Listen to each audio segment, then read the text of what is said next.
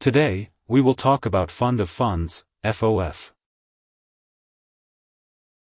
A fund of funds is a pooled investment fund that invests in other types of funds, essentially containing different underlying portfolios of other funds instead of directly investing in bonds, stocks, and other securities.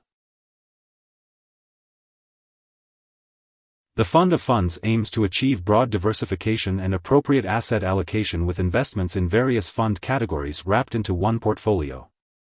There are different types of FOFs that act on different investment schemes, either structured as mutual funds, hedge funds, private equity funds, or investment trusts. FOFs attract small investors who want better exposure with fewer risks compared to direct investments. They provide professional wealth management services, expertise, and diversified portfolios with different underlying assets, which may be out of reach for retail investors. FOFs also require a formal due diligence procedure for their fund managers, ensuring their background and credentials in the securities industry. Although FOFs provide diversification and less exposure to market volatility, they may have lower returns due to higher investment fees, including annual operating expenses, management fees, and operating costs. Picking good managers and funds, especially in a fettered FOF, can be difficult, and the returns may generally be lower compared to single-manager funds.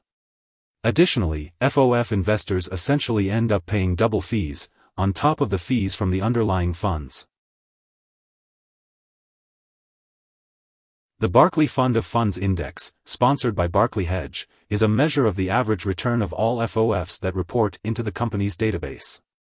For instance, through Q1 2022, 156 funds of funds had yielded an average return of 0.33% year-to-date, while the S&P 500 lost more than 7.5% during the same period. Dedicated funds of funds may be less common than standalone mutual funds or ETFs, but approximately 40% of all registered funds hold an investment in at least one other fund, according to the SEC. Total net assets in mutual funds that invest primarily in other mutual funds reached over $2.54 trillion in 2019, as reported by the SEC.